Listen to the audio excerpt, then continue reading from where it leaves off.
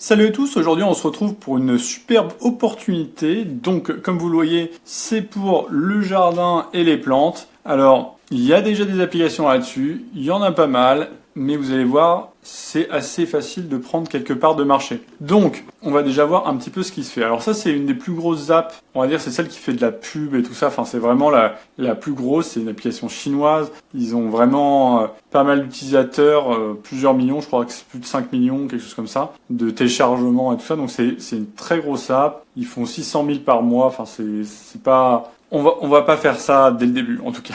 Mais il y a vraiment moyen de prendre des parts de marché. Alors j'ai regardé vraiment, j'ai passé au crible un petit peu les commentaires pour voir. Ils ont une bonne note, étonnamment, sur le store de 4,6. Hein. Mais bon, on sait que c'est pas toujours très fiable, surtout sur les apps chinoises. Donc il y a aussi beaucoup de faux commentaires et tout ça. Donc voilà, ça marche un petit peu comme ça là-bas. Des fois c'est un peu tant qu'on n'est pas pris, tout marche bien. Donc personnellement j'ai zéro confiance dans la notation d'une app chinoise. Bah, après si vous avez confiance, tant mieux. C'est une app qui va scanner les maladies des plantes et tout ça, qui va aider les gens à prendre soin de leurs plantes, avoir des rappels pour l'arrosage, etc.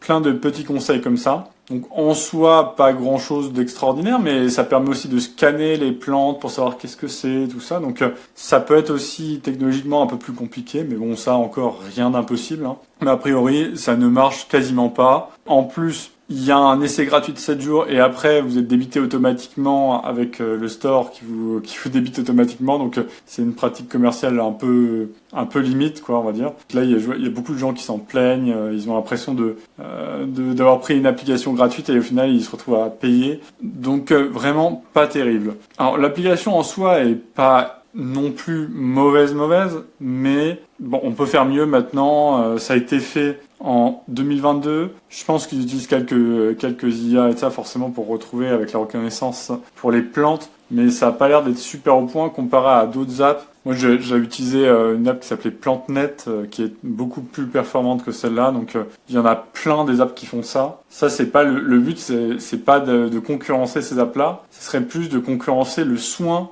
aux plantes et tout ça, et tout le suivi des plantes, etc.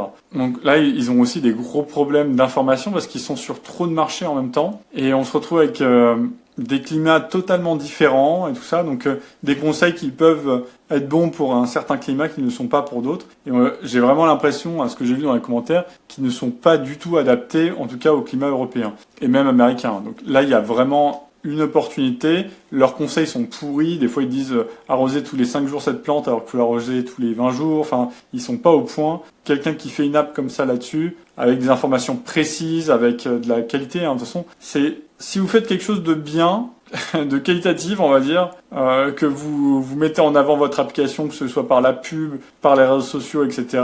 Au final, vous aurez des utilisateurs et donc des clients. Ça, c'est quasiment certain, en fait. Donc, voilà. L'app est pas moche non plus, c'est pas extraordinaire, mais c'est pas... Enfin, il n'y a rien de particulier en soi. Enfin, c'est du basique. On peut faire mieux aussi. Donc, voilà. Alors, j'avais pensé en piste d'amélioration, peut-être plus s'orienter sur, par exemple, le potager et tout ça. Donc, comment faire un potager, comment lutter, par exemple, contre les limaces ou des trucs comme ça.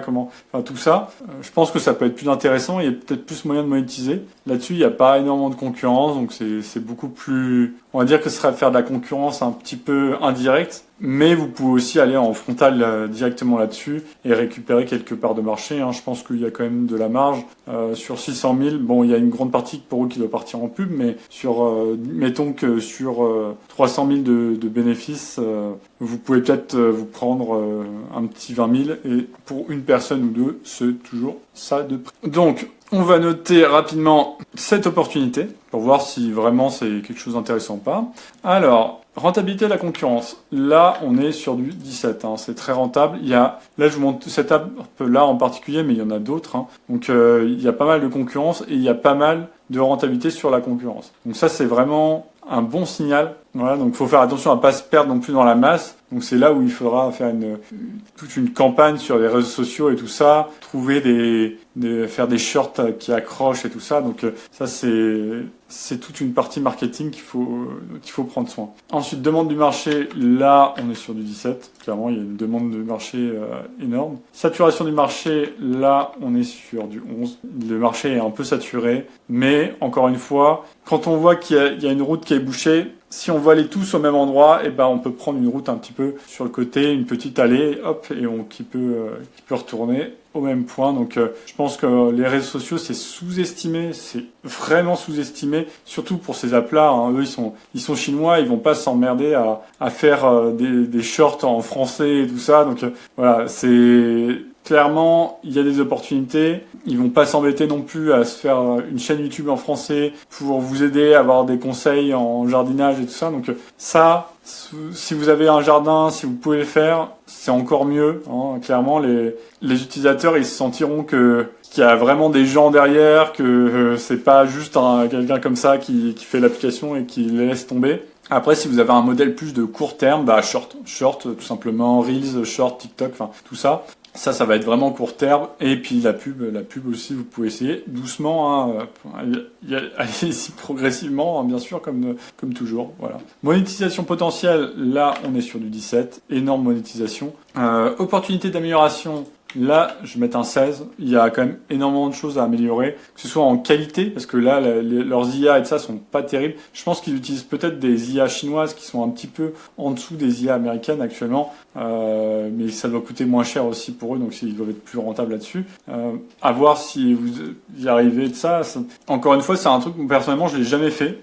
Techniquement, donc voilà. Je sais pas si c'est dur ou pas. J'imagine que ça va pas être non plus évident. À voir. Technologie disponible. Là, encore une fois, tout est disponible, il n'y a pas de problème. Même avec les améliorations de l'IA, on pourra faire encore mieux. Donc, il faudra être un petit peu à l'affût des améliorations pour voir si on peut pas améliorer petit à petit un petit peu la reconnaissance des plantes, tout ça. Enfin, voilà. Barrière à l'entrée, là, je vais mettre 12. Il n'y a pas une très grosse barrière à l'entrée, malheureusement. Je vais quand même mettre 13. Allez, 13. La barrière à l'entrée, elle est peut-être technique, là, à ce niveau-là, parce qu'il y a le risque d'avoir... Ça peut refroidir un petit peu, parce qu'on me dit, ouais, comment on fait ça et ça, mais bon, il y a aussi beaucoup de devs qui adorent les challenges techniques. La plupart, d'ailleurs, d'entre nous, on aime bien ça, donc pas non plus une très grosse barrière à l'entrée, quoi. Ensuite, coût de développement, bon là, ça peut prendre un petit peu de temps. Ouais, je vais mettre un 13, ça peut prendre un peu de temps, il faut quand même se renseigner pas mal sur les plantes et tout ça. Enfin, ça demande un peu d'expérience dans tout ce qui est jardinage et tout ça. Donc, je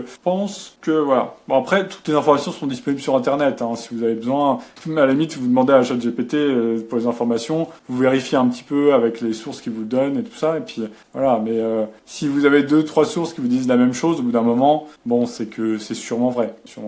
Voilà. Donc, mais faites attention, quoi. Restez à l'affût de commentaires de clients qui seraient pas d'accord et tout ça. Donc voilà. Facilité d'acquisition d'utilisateurs, là on va mettre 16. Rétention des utilisateurs, 16 aussi. Très bonne rétention, je pense. Différenciation innovation, alors là on n'est pas forcé de se différencier énormément, mais trouver un petit peu quelque chose qui pourrait vous différencier de ces applications, ça peut être pas mal. Là encore une fois, j'ai parlé un petit peu du potager, tout ça. Voilà, donc on a déjà des apps qui sont plutôt mauvaises, on va dire, donc de faible qualité. Donc il y a moyen, sans avoir une très grande différenciation, de déjà prendre quelques parts de marché, on va dire, sans trop de problèmes. Le mieux, c'est quand même d'avoir quelque chose d'un peu, on va pas dire, mais qui paraît invraisemblable. Par exemple, je sais pas, en prenant des photos tous les jours de la plante, on peut prédire comment elle sera dans un mois et tout ça. Enfin, des choses comme ça pourrait être vraiment sympa. Après, techniquement, ça peut être un peu plus compliqué, hein, je trouve que c'est sûr. Mais bon, je pense qu'en réfléchissant un petit peu, on peut trouver ce genre de solution. Ça paraît pas difficile, donc je vais mettre un petit 15. Évolutivité, là, avec les IA et tout ça, là, on est sur du 17. Là, c'est vraiment un marché qui va prendre vraiment énormément des évolutions des IA et tout ça. Donc là, il n'y a pas de problème que ce soit les photos, vidéos et chat, vous allez utiliser tout ça. Donc il n'y a pas de problème. Encore une fois, je le rappelle à chaque fois, faites attention avec les API, les coûts des API, hein, ça coûte assez cher. Encore, c'est de moins en moins cher, mais il faut quand même faire attention, ça peut en ruiner certains. Donc si vous avez que des utilisateurs gratuits et pas assez d'utilisateurs payants, là ça peut être problématique. Donc faites attention à ça. Donc voilà, on se retrouve avec une note de 15,33, donc c'est très très bien. Pour moi, c'est une très bonne opportunité.